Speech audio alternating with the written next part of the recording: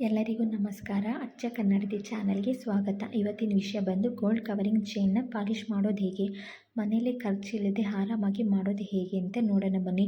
ಮೊದಲು ಇಲ್ಲಿ ನಾವು ಇವಾಗ ಎಷ್ಟೇ ಚೈನ್ ಹಾಕಿ ಕಪ್ಪಗಾದರೂ ಬಿಸಾಕಬೇಕು ಅಂತ ಆಗಿರುತ್ತಲ್ವ, ಹಾಕೋದೇ ಬೇಡ ಅಂತ ಅನಿಸ್ಬಿಟ್ಟದಾಗ ಬಿಸಾಕೋಕೆ ಹೋಗ್ಬಿಡಿ. ಈ ವಿಡಿಯೋ ಕೊನೆವರೆಗೂ ಪೂರ್ತಿಯಾಗಿ ನೋಡಿ.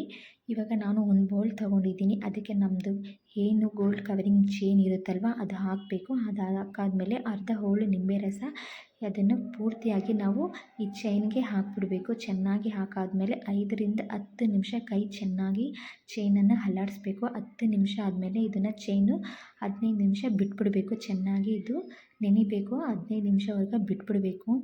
ಎಷ್ಟೋ ಜನ ಗೋಲ್ಡ್ ಕವರಿಂಗ್ ಚೈನ್ ಯೂಸ್ ಮಾಡ್ತಾ ಇರ್ತೀರಾ, ಅದು ಕಪ್ಪಗೆ ಹಾಕಾದ್ಮೇಲೆ ಬಿಸಾಕ್ಬಿಡ್ಬೇಕು, ಬೇಡಪ್ಪ ಬೇಡ ಅಂತ ಅನಿಸ್ಬಿಡುತ್ತಲ್ಲ, ಆ ಟೈಮಲ್ಲಿ ಈ ಥರ ಯೂಸ್ ಮಾಡಿ. ಒಳ್ಳೆ ಟಿಪ್ಸ್ ಇದು. ಇವಾಗ 15 ನಿಮಿಷ ಆಗಿದೆ. ಇದು ಕಲರ್ ಎಲ್ಲ ಚೆನ್ನಾಗಿ ಬಿಟ್ಟಿದೆ. ಇವಾಗ ನೀವು ನೋಡ್ಬೋದು ಮೊದಲು ನಿಂಬೆ ರಸ ಹಾಕಿದಾಗ ಹೇಗಿತ್ತು, ಇದಾದಮೇಲೆ ಈ ಕಲರ್ ಚೇಂಜ್ ಆಗಿದೆ ಅಂತ ನೋಡ್ಬೋದು. ಇವಾಗ ನಾನು ಸಪ್ರೇಟಾಗಿ ಒಂದು ಸ್ಟೀಲ್ ಬೌಲ್ ತೊಗೊಂಡಿದ್ದೀನಿ. ಅದಕ್ಕೆ ನಾನು ಚೈನ್ ಹಾಕ್ಬಿಟ್ಟು ಮುಳುಗೋ ಅಷ್ಟು ನೀರು ಹಾಕ್ಬಿಟ್ಟು ಒಂದು 10 ನಿಮಿಷ ಸ್ವಲ್ಪ ಕುದಿಯೋಕ್ಕೆ ಬಿಡಬೇಕು. 10 ನಿಮಿಷ ಚೆನ್ನಾಗಿ ಚೈನ್ ಕುದಿಯಲು ಬಿಟ್ಬಿಡಬೇಕು.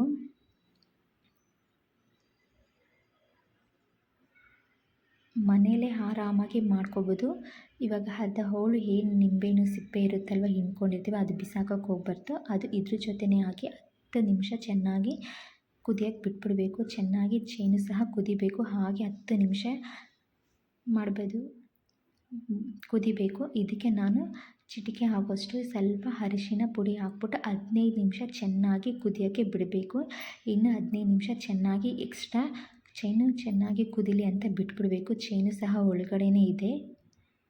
ಇದಕ್ಕೇನೇ ಸಹ ಕೆಮಿಕಲ್ ಹಾಕೋದಿಲ್ಲ, ಏನನ್ನೂ ಸಹ ಹಾಕಲ್ಲ, ಡೈರೆಕ್ಟಾಗಿ ಹಾಕ್ತಾ ಇರೋದು. ಅರಿಶಿನ ಪುಡಿ ಹಾಕಿದ್ದೀನಿ ಅಷ್ಟೇ, ಅದು ಬಿಟ್ಟರೆ ಇನ್ನೇನು ಸಹ ಹಾಕಿಲ್ಲ. ಹಾಕ್ಬಿಟ್ಟು 15 ನಿಮಿಷ ಚೆನ್ನಾಗಿ ಕುದಿಬೇಕು. ಕುದಿಯೋವರೆಗೂ ಅಷ್ಟು ಬಿಟ್ಬಿಡಬೇಕು. 15 ನಿಮಿಷ ಆದಮೇಲೆ ಸ್ವಲ್ಪ ನಾವೇನು ಚೈನ್ ಇರುತ್ತಲ್ಲ ಅದು ತಣ್ಣಗಾಗೋಕ್ಕೆ ಬಿಟ್ಬಿಡಬೇಕು. ಈ ಟಿಪ್ಸ್ ಯೂಸ್ ಮಾಡೋದ್ರಿಂದ life long gold covering chain ತೊಗೊಳಕ್ಕೆ ಹೋಗೋಕ್ಕೆ ಮನಸ್ಸು ಬರಲ್ಲ. ಅಷ್ಟು ಚೆನ್ನಾಗಿರುತ್ತೆ, ಅಷ್ಟು ರಿಸಲ್ಟ್ 100% ರಿಸಲ್ಟ್ ಬರುತ್ತೆ. ಅಷ್ಟು ಚೆನ್ನಾಗಿರುತ್ತೆ. ಇವಾಗ ಆಗಿದೆ. ಇವಾಗ ತಣ್ಣಗಾದ್ಮೇಲೆ ಇವಾಗ ಏನಿದೆ ಆ ಚೈನ್ ತೊಗೊಂಡಿದ್ದೀನಿ. ನೋಡ್ತಾ ಇರ್ಬೋದು ನೀವೇ, ಮೊದಲಿಗೂ ಇವಾಗೂ ಸ್ವಲ್ಪ ಹೇಗೆ ಡಿಫ್ರೆಂಟ್ ಇದೆ ಅಂತ ನೋಡ್ಬೋದು. ಇವಾಗ ನೆಕ್ಸ್ಟ್ ಇದಕ್ಕೆ ನಾನು ಏನೇನು ಯೂಸ್ ಮಾಡ್ತಾಯಿದ್ದೀನಿ ಅಂದರೆ, ನಾನು ಇವಾಗ ಮನೇಲಿ ನಾವು ಯಾವುದು ಕಾಮನ್ನಾಗಿ ನಾವು ಟೂತ್ ಪೇಸ್ಟ್ ಯೂಸ್ ಮಾಡ್ತೀವಲ್ಲ ಅದು, ಮತ್ತು ಹಳೆ ಒಂದು ಬ್ರಷ್ ತೊಗೊಂಡಿದ್ದೀನಿ. ಇದಕ್ಕೆ ನಾನು ಒಂದು ಪ್ಲೇಟ್ಗೆ ನಾನು ಪೇಸ್ಟ್ ಹಾಕ್ಕೊಂಡಿದ್ದೀನಿ. ಹಾಗೂ ಸ್ವಲ್ಪ ಒಂದು ಹಳೆ ಬ್ರಷ್ ಹಾಕ್ಕೊಂಡು ಕೈಯಲ್ಲಿ ಚೈನ್ ಹಿಡ್ಕೊಂಡು ಚೈನ್ಗೆ ಏನು ಪೇಸ್ಟ್ ಇದೆ ಅದು ಚೆನ್ನಾಗಿ ಉಜ್ಜಬೇಕು. ಚೆನ್ನಾಗಿ ಅರಿಶಿನ ಹಾಕಿರ್ತೀವಲ್ಲ ಚೈನ್ಗೆ, ಅರಿಶಿನ ಹಿಡ್ಕೊಂಡಿರುತ್ತಲ್ಲ ಅದು ಅರಿಶಿನ ಹೋಗೋವರೆಗೂ ಚೆನ್ನಾಗಿ ನಾವು ಚೈನನ್ನು ಚೆನ್ನಾಗಿ ಪಾಲಿಷ್ ಮಾಡಬೇಕು. ಒಂದು ಚೂರು ಅರಿಶಿನ ಇಲ್ದಿರೋಂಗೆ ಚೆನ್ನಾಗಿ 10ರಿಂದ 15 ನಿಮಿಷವರೆಗೂ ಚೆನ್ನಾಗಿ ಇದು ಬ್ರಷಲ್ಲಿ ಉಜ್ಜ್ತಾ ಇರಬೇಕು. ಪೇಸ್ಟ್ ಸ್ವಲ್ಪ ಡ್ರೈ ಆಗಿದೆ ಅಂತ ಅಂದಾಗ ಇನ್ನೂ ಸ್ವಲ್ಪ ಹೆಚ್ಚಾಗಿ ಹಾಕ್ಕೊಂಡ್ಬಿಟ್ಟು ಚೆನ್ನಾಗಿ ನಾವು ಪಾಲಿಷ್ ಮಾಡ್ಕೊಳ್ತಾ ಇರಬೇಕು. ಬಿಡಿ ಬಿಡಿಯಾಗಿ ಚೆನ್ನಾಗಿ ನಾವು ಎಷ್ಟು ಚೆನ್ನಾಗಿ ನಾವು ಬ್ರಷಲ್ಲಿ ಉಜ್ಜುತ್ತೀವೋ ಅಷ್ಟು ಚೆನ್ನಾಗಿ ಇದು ರಿಸಲ್ಟ್ ಕೊಡುತ್ತೆ. ನಾವು ಕೈಯಲ್ಲಿ ಉಜ್ಜೋದಲ್ಲ ಇವಾಗ ಮೇನ್ ಇರೋದು. ಚೆನ್ನಾಗಿ ಬ್ರಷಲ್ಲಿ ನಾವು ಚೆನ್ನಾಗಿ ಒಂದೊಂದೇ ಎಳೆಯಲ್ಲಿ ತೆಗ್ದು ನಾವು ಚೆನ್ನಾಗಿ ಬ್ರಷು ಚೆನ್ನಾಗಿ ಉಜ್ಜಬೇಕು. ಈ ಥರ ಮಾಡೋದ್ರಿಂದ ಚೈನು ನಾವು ಪುನಃ ತೆಗೊಳ್ಳೋಕ್ಕೆ ಹೋಗೋಕ್ಕೂ ಮನಸ್ಸು ಬರಲ್ಲ. ಅಷ್ಟು ಚೆನ್ನಾಗಿ ಒಂದೇ ವಾಶಲ್ಲಿ ಒಂದೇ ಸಲ ಈ ಪಾಲಿಷಲ್ಲಿ ನಮಗೆ ರಿಸಲ್ಟ್ ಬಂದುಬಿಡುತ್ತೆ. ಅಷ್ಟು ಬೆನಿಫಿಟ್ಸ್ ಇದೆ. ನಿಮಗೆ ಗೊತ್ತಾಗುತ್ತೆ, ನೀವು ಮಾಡಿ ನೋಡಿ ಟ್ರೈ ಮಾಡಿದ್ರೆ ತುಂಬಾ ಗೊತ್ತಾಗುತ್ತೆ. ಇವಾಗ ಚೆನ್ನಾಗಿ 10ರಿಂದ 15 ನಿಮಿಷ ಚೆನ್ನಾಗಿ ಇದನ್ನು ಉಜ್ಜಬೇಕು. ಉಜ್ಜಾದ್ಮೇಲೆ ಚೆನ್ನಾಗಿ ತಣ್ಣೀರಲ್ಲೇ ವಾಶ್ ಮಾಡ್ಕೋಬೇಕು. ಬಿಸಿನೀರು ಯೂಸ್ ಮಾಡಬಾರ್ದು ಇದು. ಇವಾಗ ಇದೆಲ್ಲ ಆಗಿದೆ, ಚೆನ್ನಾಗಿ ಇದಾಗಿದೆ. ಇದು ತಣ್ಣೀರಲ್ಲಿ ಚೆನ್ನಾಗಿ ವಾಶ್ ಮಾಡಾದ್ಮೇಲೆ ಒಂದು ಕಾಟನ್ ಬಟ್ಟೆ ತೊಗೊಂಡಿದ್ದೀನಿ. ಚೆನ್ನಾಗಿ ಇದು ನೀರೆಲ್ಲ ಒರೆಸ್ಕೋಬೇಕು. ನೀರೆಲ್ಲ ಒರೆಸಾದ್ಮೇಲೆ ಚೆನ್ನಾಗಿ ಒರೆಸ್ಕೋಬೇಕು ಕಾಟನ್ ಬಟ್ಟೆಯಲ್ಲಿ. ಒರೆಸಾದ್ಮೇಲೆ ನೆಕ್ಸ್ಟ್ ಬಂದು ಇದಕ್ಕೆ ನಾನು ಇವಾಗ ಚೆನ್ನಾಗಿ ಆಗಿದೆ ನೋಡಿ. ಇವಾಗ ಒಂಚೂರು ನಾನು ಒಂದು ಪ್ಲೇಟಲ್ಲಿ ಅರಿಶಿನ ತೊಗೊಂಡಿದ್ದೀನಿ. ಅರಿಶಿನ ಏನಿದೆ ಅದು ಚೈನ್ಗೆ ಚೆನ್ನಾಗಿ ಉಜ್ಜಬೇಕು. ಪೂರ್ತಿ ಚೈನ್ಗೆ ಏನಿದೆಯೋ ಪೂರ್ತಿ ಚೈನ್ ಪೂರ್ತಿಗೆ ಎಲ್ಲದಕ್ಕೂ ಸೇರೋ ಥರ ಅರಿಶಿನ ಚೆನ್ನಾಗಿ ಒಂದು 5 ನಿಮಿಷ ಆದರೂ ಚೆನ್ನಾಗಿ ಚೈನ್ ಉಜ್ಕೋಬೇಕು. ಅರಿಶಿನ ಎಲ್ಲ ಚೈನ್ಗೆ ಹಿಡಿಬೇಕು. ಅಲ್ಲಿವರೆಗೂ ಚೆನ್ನಾಗಿ ಉಜ್ಜಬೇಕಿದು.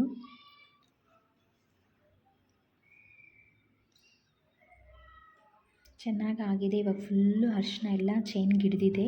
ಇದಾದಮೇಲೆ ನಾನು ತಿರ್ಗಾ ಪುನಃ ಒಂದು ಕಾಟನ್ ಬಟ್ಟೆ ತೊಗೊತಾ ಇದ್ದೀನಿ.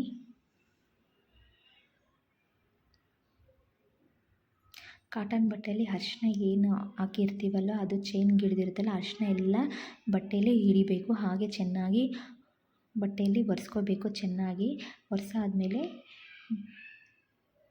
ನೀವೇ ನೋಡ್ತಾ ಇದ್ದೀರಾ ಆವಾಗೂ ಇವಾಗೂ ಹೇಗೆ ಡಿಫ್ರೆಂಟ್, ಒಂದೊಂದು ಮೆಟೀರಿಯಲ್ ಎಷ್ಟೆಷ್ಟು ಡಿಫ್ರೆಂಟ್ ಬರ್ತಾಯಿದೆ ಅಂತ ಗೊತ್ತಾಗುತ್ತೆ.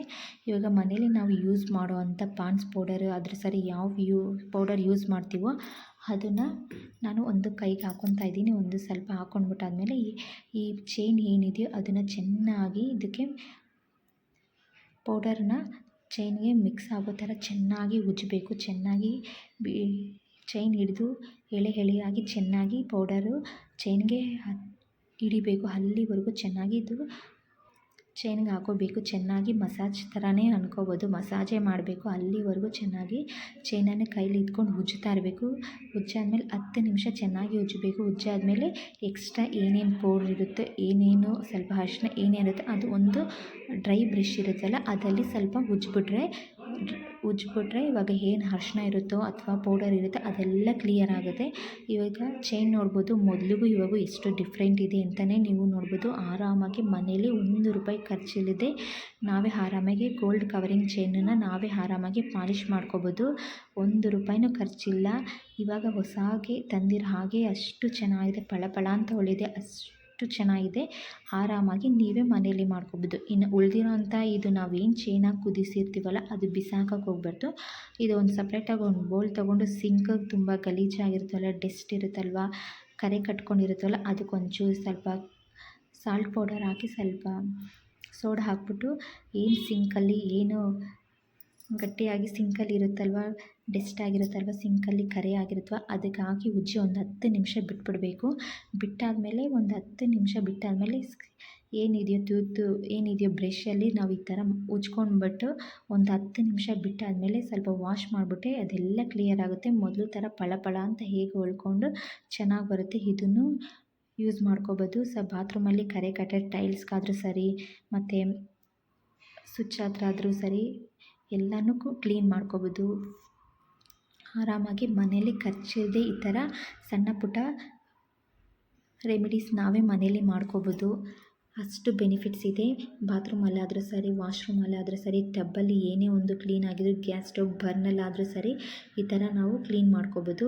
ಫ್ರಿಜ್ ಮೇಲೆ ಕರೆ ಆಗಿದ್ರೂ ಸಹ ಈ ಥರ ನಾವು ಟೈಲ್ಸಲ್ಲಿ ಮತ್ತು ನೆಲದಲ್ಲಿ ಗ್ಯಾಸ್ ಹತ್ತಿಸಿ ಹಾಲು ಕರಗಿದೆ ಮತ್ತು ಏನಾದ್ರು ಸೋಗಿರುತ್ತಲ್ವ, ಡಸ್ಟ್ ಏನಾದ್ರು ಗಟ್ಟಿಯಾಗಿ ಕರೆ ಆಗಿರುತ್ತಲ್ಲ, ಎಂಥ ಕರೆ ಇದ್ದರೂ ಇದು ಹಾಕಿ ಉಜ್ಜಿ ಒಂದು 10 ನಿಮಿಷ ಬಿಟ್ಬಿಟ್ಟಂತೂ ಅಷ್ಟೇ ಕ್ಲೀನ್ ಆಗಿಬಿಡುತ್ತೆ. ಅಷ್ಟೇ ಬೇಗ ಆಗ್ಬಿಡುತ್ತೆ. ಸ್ವಲ್ಪ ಲೈಟಾಗಿ ನಾವು ಒಂಚೂರು ಸ್ಕ್ರಬ್ ಥರ ಈ ಥರ ಉಜ್ಜಿಬಿಟ್ರಂತೂ ಇನ್ನೂ ಕ್ಲೀನ್ ಆಗಿಬಿಡುತ್ತೆ. ಆರಾಮಾಗಿ ಕಟ್ಟಿರೋಂಥ ಕರೆಗಳಾಗಲಿ, ಎಷ್ಟೇ ಹಳೆಯದಾಗಿ ಕಟ್ಟಿರೋಂಥ ಕರೆ ಆಗಲಿ, ಏನೇ ಇದ್ದರೂ ಬೇಗ ಕ್ಲಿಯರ್ ಆಗಿಬಿಡುತ್ತೆ. ನೀವೇ ನೋಡ್ತಾ ಇರ್ಬೋದು, ಮೊದಲಿಗೂ ಆಮೇಲೆ ಕ್ಲೀನ್ ಮಾಡಿದಾದ್ಮೇಲೆ ಆನಂತರಕ್ಕೂ ನೀವೇ ನೋಡ್ಕೋಬೋದು. ಅಷ್ಟು ಕ್ಲಿಯರ್ ಆಗುತ್ತೆ. ತುಂಬಾ ಕ್ಲಿಯರಾಗಿ ಚೇಂಜಸ್ ಇರುತ್ತೆ.